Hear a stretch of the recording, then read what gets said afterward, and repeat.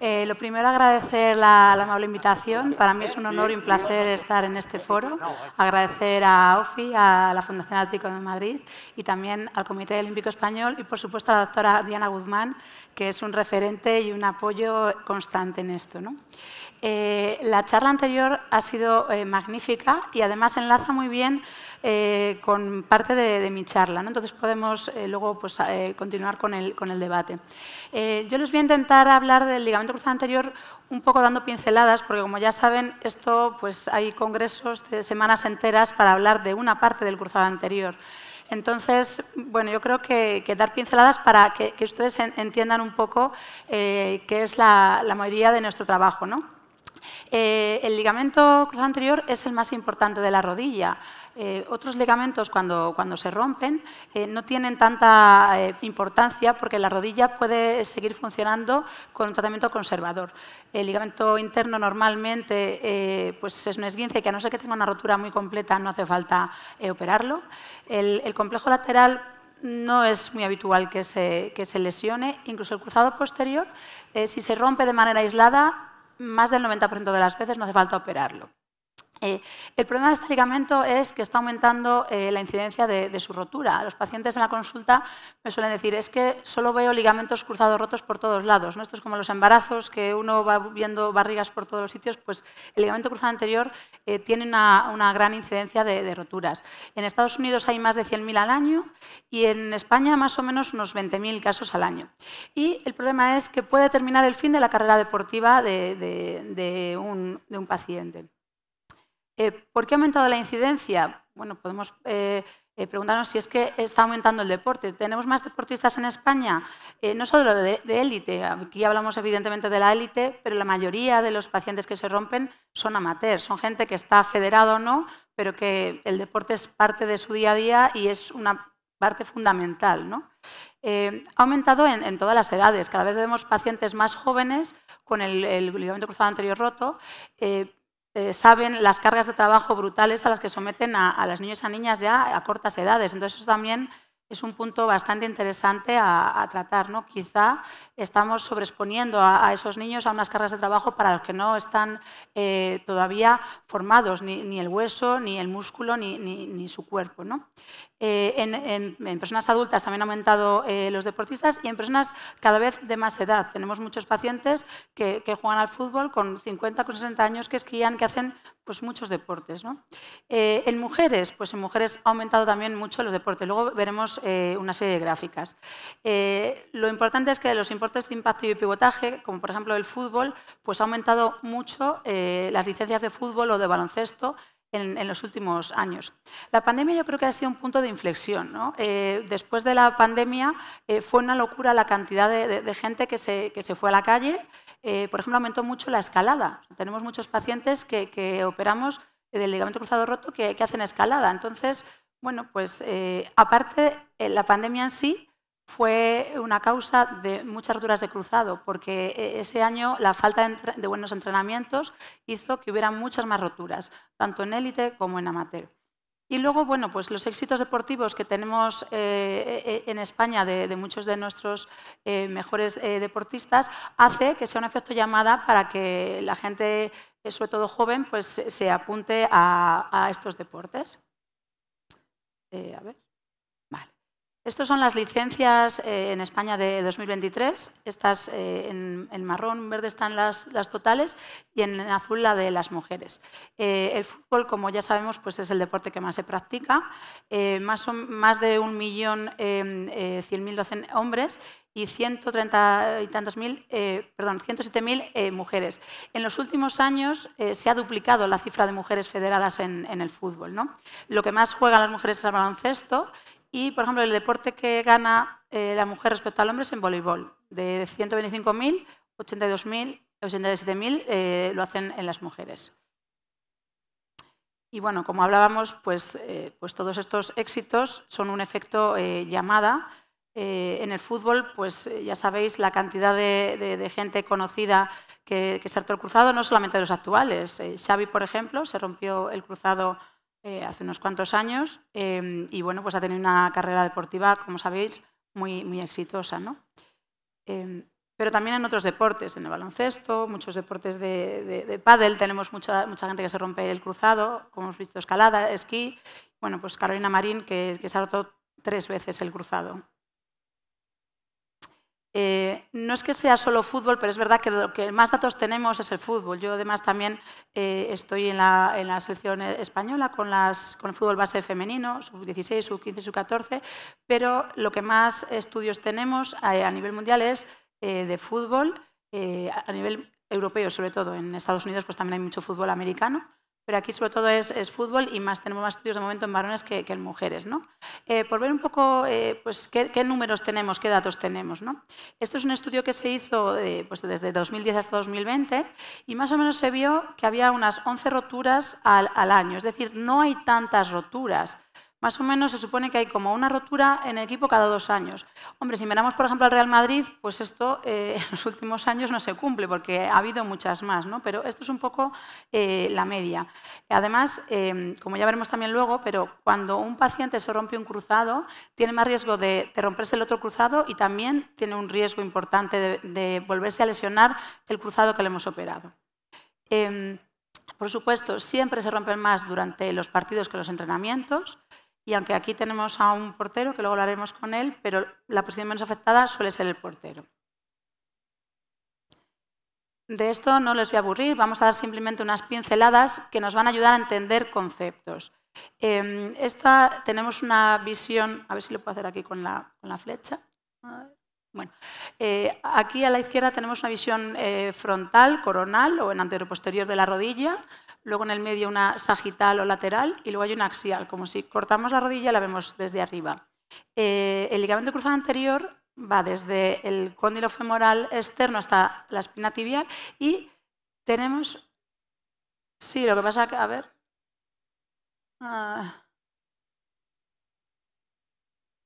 Sí, lo estoy... Es que no me deja ya. A ver, para el otro lado. Ah, vale, era al otro lado. Gracias. Esto es el cóndilo femoral externo, va desde aquí hacia la espina tibial. Entonces, en esta visión lateral vemos que es mucho más grande en la inserción del fémur y de la tibia. Es imposible recrear un ligamento igual que el original, ¿no? Porque aquí vemos que es más estrecho y aquí es más ancho. Pero intentamos hacerlo anatómico. Tiene 2 fascículos, el posterolateral y el anteromedial, y a veces cuando sufrimos una rotura parcial en la que uno de los 2 fascículos se encuentra íntegro, está bien, pues ese lo dejamos y sustituimos solamente el otro. Aquí en esta visión vemos, este es el ligamento cruzado anterior, que está seccionado, se relaciona íntimamente con la zona anterior del menisco externo, con anterior, y también con la raíz posterior. Por eso, cuando se rompe el ligamento cruzado anterior, cuando la línea de fuerza entra por aquí, imagínense, entra por aquí, se puede lesionar el ligamento interno, se puede lesionar el menisco interno, que lo tenemos aquí. Suele haber una lesión en rampa, que se llama por aquí. Luego se puede lesionar el ligamento cruzado anterior, incluso la raíz del menisco externo o por aquí el menisco externo. La línea de fuerza suele entrar por aquí, porque hay un mecanismo al valgo que ahora veremos, y por eso todas estas estructuras se pueden lesionar. ¿Qué función tiene el ligamento cruzado anterior? Pues evitar la traslación anterior de la tibia. Como vemos aquí, esta es su función principal. De hecho, cuando pacientes vemos que se han roto el cruzado anterior hace tiempo, a veces en las imágenes, la resonancia, vemos que esa luxación, perdón, es que no sé si se oye mal, que esa traslación anterior de la tibia se refleja incluso en la resonancia. Entonces, si tenemos una tibia que está continuamente haciendo este movimiento, haciendo esta traslación, porque no tiene el freno que da esa función estabilizadora del cruzado, al final, cruzados que inicialmente no tienen ninguna estructura más afectada meniscal, puede acabar lesionando los meniscos y también puede lesionar el cartílago que recubre el hueso y que si lo lesionamos pues tenemos más tendencia a la artrosis. Por eso es tan importante hacer un buen tratamiento del que ahora veremos. También es un estabilizador secundario de la rotación interna tibial, ¿vale? El mecanismo de lesión. La mayoría de los pacientes se lesionan ellos solos. El 70, incluso hasta el 80 y más del 80% de mujeres, es un mecanismo sin contacto. El paciente hace un valgo forzado, como vemos aquí, hace un valgo por eso es lo que os explicaba antes. La línea de fuerza entra por aquí y por eso es tan importante preguntar al paciente que llega a la urgencia en el terreno de juego, cuando esté entrenando en otra disciplina. Si no lo hemos visto, es cómo te lo has hecho. Porque muchas veces no vemos la estabilidad o la instabilidad, mejor dicho, en la exploración. El paciente suele tener una gran musculación, está nervioso, no se deja explorar y a veces pensamos que está estable, pero el mecanismo de lesión es fundamental. Un pie fijo con una rodilla en valgo, siempre tenemos que descartar una lesión de cruzado. Hay que pedir una resonancia siempre, porque nuestras manos a veces no son tan buenas como pensamos. Esto es una discusión que solemos tener. Si ves a un paciente con una rodilla estable, no hay que operarlo. No, esa rodilla a lo mejor no está tan estable como tú piensas, ¿vale? Entonces, este es el mecanismo habitual, ¿vale? Esa rodilla en valgo, perdonad que esto de la flecha, no, a ver. Y luego, pues esta pronación del pie, esta posición de la cadera, ¿vale?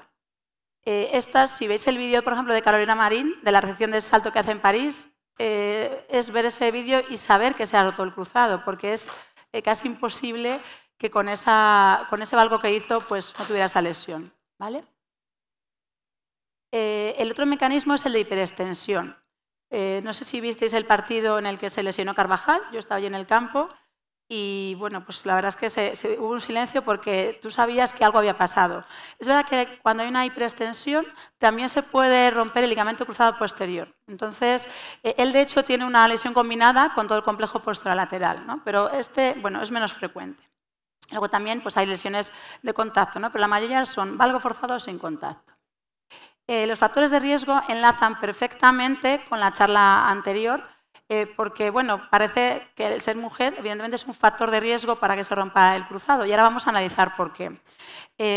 Más o menos se supone que un 1% de las mujeres que practican fútbol se va a romper a lo largo de su vida el cruzado.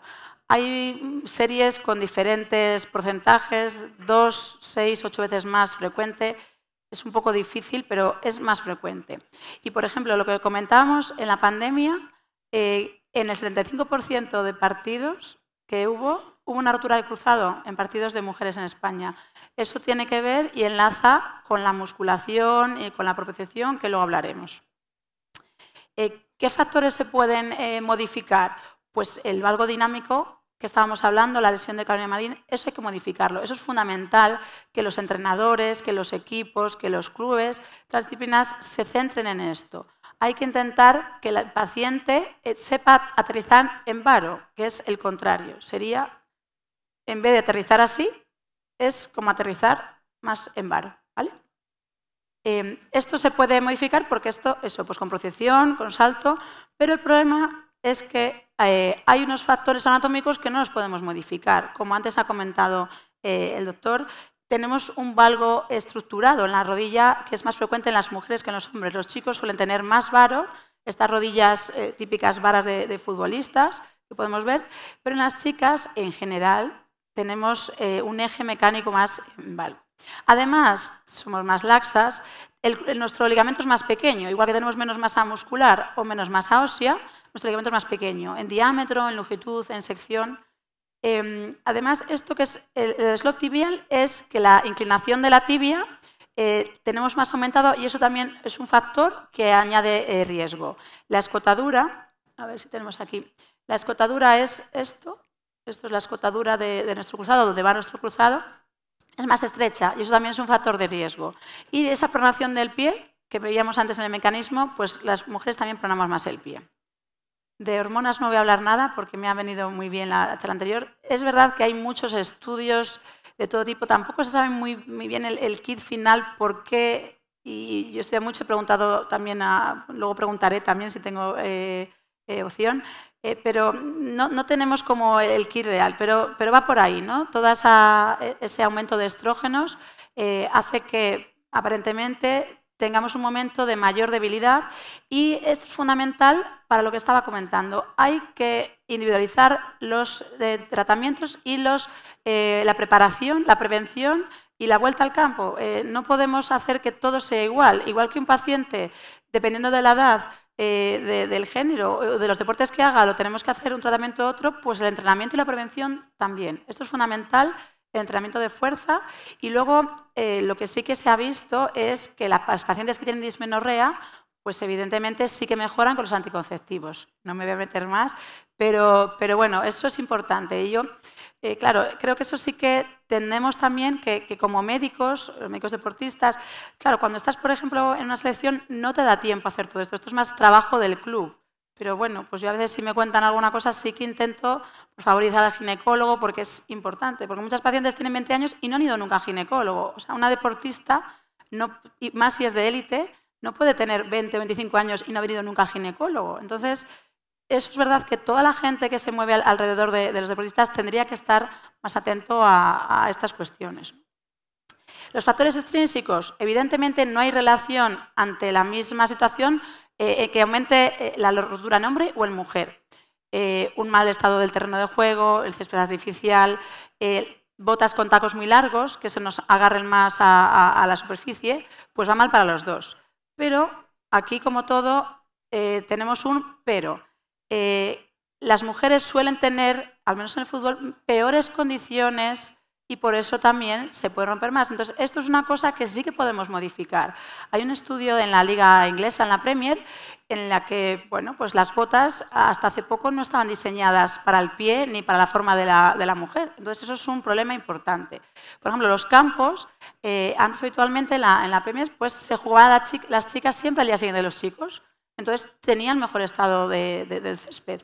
Y luego, pues muchas veces también tienen menos disponibilidad a las instalaciones. Entonces, esto es una cosa que también debemos ir cambiando. Por supuesto, estamos hablando que hay 1 millón y pico de licencias, por ejemplo, en fútbol y 100.000 de chicas. O sea, esto está claro pero bueno, tenemos que ir modificando estos hábitos, ¿no? ¿Qué tenemos que hacer? Prevenir, prevenir y prevenir. Hay diferentes sistemas, la FIFA tiene uno en Australia, bueno, hay diferentes. Sobre todo lo que tenemos que hacer es que nuestro estado neuromuscular, el de nuestros pacientes, sea el adecuado. Tenemos que tener muy buena musculación, hay que hacer fuerza, hay que hacer propiocepción, hay que intentar pues, controlar ese valgo dinámico, ¿vale? Y esto es una cosa que cuando tú preguntas, en general no se hace, pero no suelen hacer ni chicos ni chicas. Bueno, un poco los lunes te dicen o así. Entonces, esto también es bastante importante, ¿vale? Es lo que mejorar las instalaciones y mejorar la prevención muscular. En la nutrición, también se ha hablado antes, por supuesto, el calcio, el hierro tras la menarquia. Para ambos, los macronutrientes, tenemos que tener pacientes que no estén con trastornos alimentarios de no ingerir, pero tampoco que estén sobrepasados de peso. Más o menos cada kilo de peso en el cuerpo, en la rodilla, se multiplica por entre 5 o 7 veces. Si a un jugador le sobran 5 kilos, en la rodilla le están sobrando 30 kilos. Entonces, es interesante que estén en ese peso, ¿no? Y, por supuesto, pues la hidratación es fundamental. Todo esto hace que se prevengan lesiones musculares, pero también de lesiones ligamentosas. El descanso, bueno, pues fundamental, ¿no? Recuperar los músculos, recuperar la energía. No he puesto también el tema mental, la salud mental. Cada vez hay más psicólogos del deporte porque un estado de excitación, de nervios, de adrenalina, de cortisol, baja las endorfinas, bajan otras hormonas y también nos favorece las lesiones, ¿vale? ¿Cuándo hacer un tratamiento conservador? Pues os diría que pocas veces. Ya desde los años 80, 90, 2000 tenemos cientos de artículos que nos hablan de la progresión a la artrosis de estas rodillas no operadas y, por ejemplo, vemos que en los ligamentos cruzados, cuando se dejan de operar, se deja un tratamiento conservador, según va progresando los años, la lesión del menisco interno es prácticamente inevitable y pasamos de esta lesión a esta lesión, que es una artrosis. Tenemos muchos pacientes que en su momento no se han operado y que cuando llegan a la consulta, a veces 35, 40, 45 años, es un drama porque ves a un paciente con una rodilla artrósica. Entonces, un paciente joven, y ahora lo veremos con las indicaciones, hay que operarlo. Y si es mayor y tiene estabilidad, también.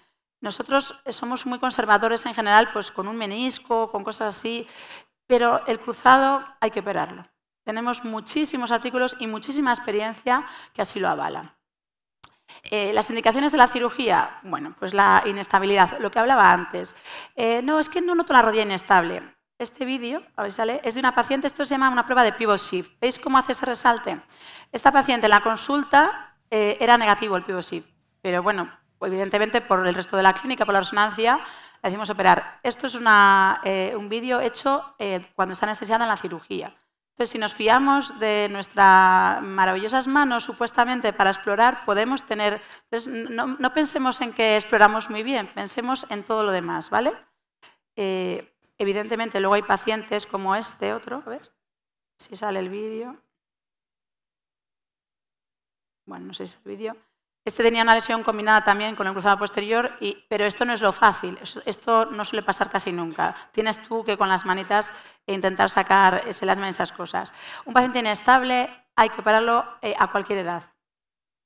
Los deportes, evidentemente, si tienes 57 años, una rotura parcial y haces bicicleta y no estás inestable, puedes no operarte, porque si a los 10 o 15 años tienes una artrosis, tendrás 65 o 70 años. Nos podemos arriesgar.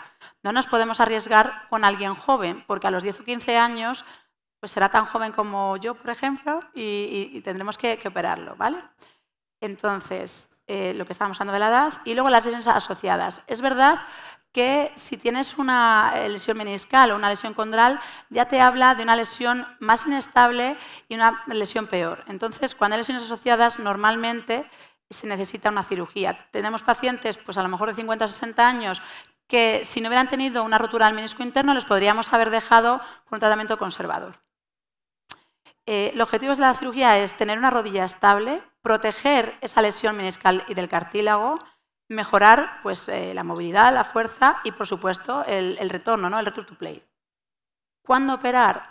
Bueno, yo os diría que aunque hay un poco de debate, si la rodilla está muy inflamada y muy rígida, es más difícil la cirugía el posoperatorio. Nos gusta que esté pues, un poquito más seca la rodilla y con mejor movilidad. Un poco de fisio preoperatoria a veces puede ser fundamental. De esto no voy a hablar porque hay cientos de foros, de estudios, de debates, cuál es el mejor ligamento, sí que, o sea, el mejor injerto. Sí que os diría que el injerto en general, como primera opción, no se suele utilizar, a no ser en casos especiales. El que más se suele utilizar es el isquiotibial, los semitendinosos y gráciles, pero bueno, ya digo que ahora también se está utilizando mucho el cuadricipital, el HTH, ¿vale? Esto sería un poco la técnica, os la pongo rápidamente, de cómo obtenemos los tendones isquiotibiales, los medimos y luego pues hacemos,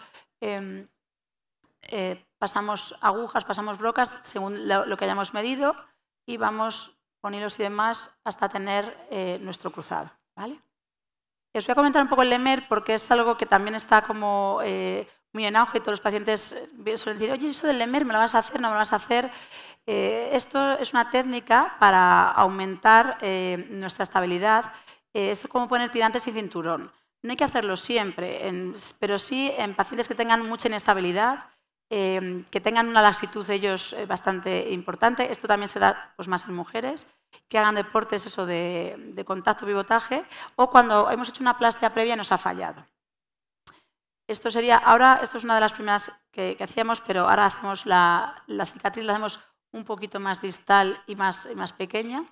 Sacamos una tira de la fascia lata, la pasamos por debajo del ligamento colateral y lo fijamos, ¿vale? Esta técnica suele mejorar los resultados en pacientes que tienen una retirada del menisco interno, que su plastia es muy pequeña, o en pacientes que ya se han roto el cruzado previamente y parece que disminuye esa falla de la plastia. En cuanto a las complicaciones, bueno, pues esto es como si te lees el prospecto, hay todas y ninguna. No tenemos grandes complicaciones neurológicas o de infecciones, son menos del 0,01%, ¿no? El síndrome femoropatelar, la lesión del aparato extensor, se suele llamar en plastias cuando hacemos con HTH, pero estos son nuestros dos caballos de batalla, ¿no? La rigidez, ¿cómo la podemos prevenir? Por supuesto, haciendo una buena técnica quirúrgica. Muchos de los cíclopes son estas, ¿veis? Así, se supone que es como un cíclope, se llama así como el tema griego y tal. Esto lo vemos aquí. Esto muchas veces puede ser porque se nos está rompiendo la plastia, no porque haya una fibrosis como tal. Entonces, tenemos que diferenciar entre un cíclope porque esté sucia, por así decirlo, la rodilla o porque hayamos hecho una mala técnica, en cuyo caso pues, fallará la plastia. Lo importante es prevenir, hacer una fisioterapia precoz y en cuanto veamos que la rodilla no va, meterla al quirófano. La mayoría de veces, si lo haces pronto, movilizando la rodilla es suficiente. Si no, tendremos que ir a una artroscopia. El fallo de la plastia pues, es nuestra mayor pena. Cuando viene un paciente, se le ha vuelto a romper el cruzado, pues no nos gusta, evidentemente. Pero fijaros que hay hasta un 30% de roturas del cruzado, ¿vale? Siempre se asocia más en pacientes jóvenes que tienen roturas meniscales y que hacen pues, deportes de impacto, ¿vale? ¿Y qué haremos ahí? Pues utilizaremos a lo mejor el cuadricipital o un injerto. Este es un estudio en mujeres de Suecia en el que pues, nos habla un poquito de esto que estamos hablando. Hubo hasta un 25% de fallos de plastia y lo que decíamos antes, un paciente, un deportista que se rompe el cruzado tiene mucho más riesgo de romperse el otro cruzado y también de ese fallo de la plastia y de otras lesiones meniscales o condrales. Esto es lo que más le importa al paciente. Doctora, ¿cuándo voy a volver yo a jugar? ¿Cuándo voy a volver yo? Entonces, en consenso con pues, el europeo, americano y también un poco por tu propia experiencia, el apoyo lo hacemos según él tenga la lesión meniscal, si suturamos, si quitamos, entonces eso un poco es pues individualizado, ¿no? La fisioterapia tiene que ser inmediata para prevenir rigideces, para mejorar el derrame, para ir mejorando el tono muscular y para hacer un return to play más precoz. Normalmente al principio pues dejamos bueno, pues cosas de no impacto para ir fortaleciendo, movilizando. Hoy empezamos elíptica por percepción. Antes del cuarto mes es difícil que un paciente tenga un estado neuromuscular adecuado para correr. Quizá en un deportista de élite que venga con una musculación muy potente sí que pueda un poco antes, pero en general es difícil. Luego suelen hacer muchas tendinitis de rotuliano y demás. Luego ya empezamos con perimetrías. 7, 8 mes, pues tocamos ya pelotas o otros deportes. 9 de 10 meses, partidos progresivos y 12 meses, partidos completos. Cuando Xavi se operó del Barça, la nota de prensa era que a los 6 meses iba a estar en el terreno de juego y le fue muy bien. Pero se ha visto que esos pacientes que empezaban a estar en el terreno de juego a los 6 meses, hasta un tercio se volvía a romper. Por eso ahora si veis en vuestros amigos que tengáis que se hayan roto el cruzado o en deportistas de la tele, la mayoría 10, 12 meses. Esto es un metaanálisis de jugadores, mujeres y hombres, pero de todo tipo, élite, nacional. Entonces, es verdad que los porcentajes no están limpios, ¿no?, en cada categoría, pero bueno, hasta un 70-72% tuvo éxito en la cirugía, pero la mitad llegó al nivel previo de la lesión. En los jugadores de élite que tienen mejor musculación llegan más, ¿vale? 4 o 5 años de carrera deportiva tras esta cirugía. Se suele acortar. Aquí vemos, por ejemplo, que la carrera se acorta un poquito más de 1 año y medio en un jugador de élite. Esto fueron un poco un estudio que se hizo. La mayoría de los pacientes, como veis, son jóvenes de 23 años, en el que de 27, 2 de la liga inglesa pasaron a una categoría inferior y la primera temporada, después de la cirugía, digamos, pasaron de antes de la lesión jugar casi 57% del partido a menos de un 30%. Luego en la segunda y la tercera temporada ya se va igualando. Por eso hablamos de que, aunque jueguen al primer año, pero fijaros que necesitan otro año más para estar casi a nuevo rendimiento. Esto hablamos de jugadores de élite. Imaginaros los que no son élite. En cuanto a la prevención, bueno, pues hay mucha teoría y poca práctica. Hay muchos artículos que hablan de que sí, que se sabe que hay que hacer propiocepción, que hay que muscular, pero que luego no se implementa en cada entrenamiento, ¿no? Esto es importante tanto antes como después. Y luego, bueno, pues nosotros normalmente no hay un consenso, esto es lo que dice el artículo, a ver, no sé dónde está ahora ya la flecha. No hay un consenso entre jugadores y entrenadores, pero yo añadiría que tampoco con los equipos médicos. Nosotros solemos estar siempre aquí, frenando, y todo el resto de la gente suele estar aquí. Entonces es muy difícil decirle al paciente que tiene que esperar porque si no tiene más riesgo de fallo, ¿no? Entonces, volviendo al título, pues sí, para conseguir medallas, para conseguir títulos y para jugar es fundamental operarse el cruzado. Recordemos pues que la incidencia del cruzado es brutal. Esto sí que es una verdadera pandemia, ¿vale? Ya seamos élite, ya tengamos ganas de seguir continuando con nuestro deporte o, aunque tengamos 60 años, tenemos pacientes de me rompo el cruzado esquiando, tengo una rodilla sin artrosis, doctora, es que me caigo andando, ¿por qué no la vamos a operar? Pues sí, tenemos pacientes de 60 años, 65 años que si reúnen las condiciones hay que darles una estabilidad de esa rodilla. Y, por supuesto, el estado neuromuscular es lo más importante. Tenemos que tener un consenso para no caer en nuevas roturas y nuevas lesiones. Muchas gracias.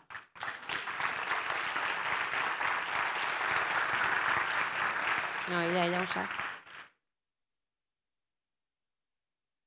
No sé si hay alguna pregunta o hacemos primero...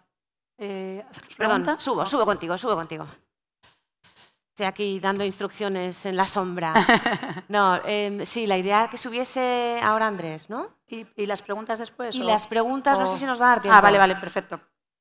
Pero si estás en el café y alguien tiene una pregunta así como de esas que no se la puede guardar, igual te la hace luego. Perfecto. ¿Vale?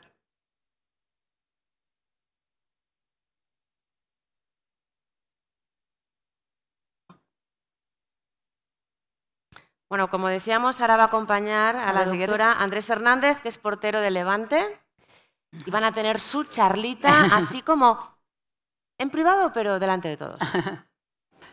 Bueno, pues bienvenida, Andrés. Él se ha operado hace unos 5 meses y medio de la rodilla. Él tiene una técnica de aumentación, porque lo que os comentaba antes de que a veces los dos fascículos, si uno está muy bien, lo dejamos, porque es un fascículo que si es el paciente es mucho mejor, nos da propiocepción. Y luego, pues, no tenía una estabilidad muy grande, por eso no decimos Lemer, porque tenía muy poquita inestabilidad debido a esa rotura del otro fascículo. Entonces él estuvo, primero me opero, no me opero, y al final, bueno, pues incluso en esas pequeñas lesiones, darle esa aumentación, darle ese otro fascículo, pues le fue muy bien y además les duramos el menisco interno, ¿no? Entonces, vamos a comenzar hablando de tu experiencia. Sí. ¿Cómo fue el momento de la lesión y si supiste de inmediato que era algo grave? Pues la verdad que en ese momento escuché mi rodilla crujir y automáticamente pensé que era algo grave. Y la verdad que pues yo como que tengo muchas ganas de hacer deporte, me encanta el deporte, para mí el deporte es un estado de ánimo que pues eso me impulsa a vivir mejor el día a día y sinceramente en ese momento se me cayó el alma al suelo y pues nada, intenté apoyar el pie en el suelo y me dolía tanto que no podía ni doblar apenas la rodilla. Automáticamente la tenía totalmente hinchada y bueno, los padres, los señores que estaban ahí, mis compañeros de equipo, me ayudaron mucho para poder levantarme y llevarme automáticamente al hospital, que la verdad que me atendieron perfectamente y pues nada, aquí estoy, después de 5 meses y medio operado. Pasar por una lesión de ligamento cruzado anterior, bueno, Sí. pues ya sabemos todos, como hemos visto aquí, que es largo, es exigente. Sí. ¿Cuáles han sido los momentos más difíciles y qué te ha ayudado a superarlos? Para mí los momentos más difíciles los pasé el primer mes y medio al ser operado, porque es que no podía apoyar el pie, entonces tenía que ir con las muletas y tenía que vivir de manera independiente con esas muletas. Entonces, pues en esos momentos realmente pues valoras lo que es el andar, el poder hacer deporte, el poder salir a dar una vuelta con tu perro mismo. O sea que realmente cuando te lesionas y estás en esos momentos tan difíciles, te das cuenta de lo que vale todo, de lo que vale la vida. Bueno, es normal, ¿no? Cuando pierdes la salud, pues te das cuenta de lo que supone. Eso nos pasa un poquito a todos. Sí. Él no pudo apoyar por esa sutura del menisco interno, era una rotura inestable y decidimos dejarlo el primer mes sin apoyar. ¿Tienes miedo de volver a lesionarte? No, tengo ganas de correr ya, de hacer deporte, de jugar, de disfrutar, básicamente. ¿Te sientes bien? ¿Te sientes estable? Sí, y eso gracias a ti, la verdad. Gracias bueno, y a a ti también, esto es importante. Evidentemente, siempre son 3 patas de la mesa, ¿no? La cirugía tiene que estar bien, pero luego el paciente es fundamental. El paciente tiene que saber que es una cirugía con una recuperación larga y tiene que estar muy motivado, tenemos que ayudarle, y luego la fisioterapia es pues, igual fundamental. Un buen fisioterapeuta es el que le va a guiar, y luego pues, también la parte de readaptación, ¿no? Pero la fisioterapia al principio, bueno, pues son nuestras manos, ¿no? Después de la cirugía. Sí. Bueno, desde tu experiencia, ¿qué medidas de prevención crees que deberían incorporar los futbolistas, en tu caso, claro, tanto profesionales como amateur, para reducir el riesgo de esta lesión? Pues desde mi opinión, la verdad que si tú quieres, o sea, desarrollarte profesionalmente o amateur, a jugar o a hacer cualquier deporte, deberías de prepararte antes bien físicamente. Y la verdad que, como vosotros decís, efectivamente también la cabeza hace mucho, y para mí el deporte es un desahogo a nivel anímico y físico. Entonces, para prevenir esas lesiones, pues ponerte en forma y pues disfrutar de ese deporte que hagas. Sí, el tema de lo que hablábamos antes de las endorfinas y demás es, creo que una cosa fundamental es decir al paciente, si tienes miedo, si no te encuentras bien física o mentalmente, no lo hagas, hay que seguir preparándose, y si no puedes volver hasta que pase año y medio, 2 años, no lo hagas, porque si no el riesgo de lesiones es mayor. Después de haber sufrido esta lesión, ¿cómo estás llevando este proceso de recuperación? Y bueno, ya nos has dicho si tienes ganas de volver a entrenar o necesitas más tiempo. ¿Necesitas más tiempo? Sí, necesito más tiempo, necesito más tiempo. Pues la verdad que estoy muy contento, pero como ya te he dicho y como me has preguntado, que los momentos duros realmente es cuando te enorgulleces y valoras pues el poder andar, hacer deporte, y cuando ya empecé a poder hacer eso, pues realmente me sentí mucho mejor conmigo mismo, y pues eso, te cambia el estado anímico, tienes ganas de hacer más, te involucras más en tu propia lesión, el poder tenerla lo más preparado posible para estar antes en los terrenos de juego. O sea que son ganas y constancia, ¿sabes? Es como todo en la vida, constancia. Yo creo que una cosa importante quizá es como fijarte el siguiente objetivo, no pensar de aquí a un año, ¿no? Yo creo que a veces lo hablo con vosotros. Sí. Es decir, ahora vamos a pensar en lo de antes de la cirugía, luego la cirugía, luego el primer mes y medio de la cirugía. Porque claro, si estamos pensando en el año que nos queda, yo creo que no estamos capacitados para eso, ¿no? Porque podemos entrar un poco en depresión, un poco en una rueda un poco mala. Entonces, creo que es fundamental eso, el siguiente objetivo, ¿no? Y ya para finalizar, ¿qué consejo o recomendación darías a un deportista profesional, de élite o amateur que acaba de sufrir una rotura del ligamento cruzado anterior? A ver, perdona, repite. ¿Qué consejo le darías al deportista que acaba de sufrir una rotura del cruzado? Pues que piense en positivo y que siga para adelante, que no es nada, es una cirugía y pues bueno, es un tiempo que lo vas a pasar mal, si tú quieres, y bien, pues esforzándote y siendo constante. Y pues nada, que le deseo lo mejor. Bueno, pues muchas gracias por tu testimonio. Gracias a vosotros. Nada, que sigas con la recuperación.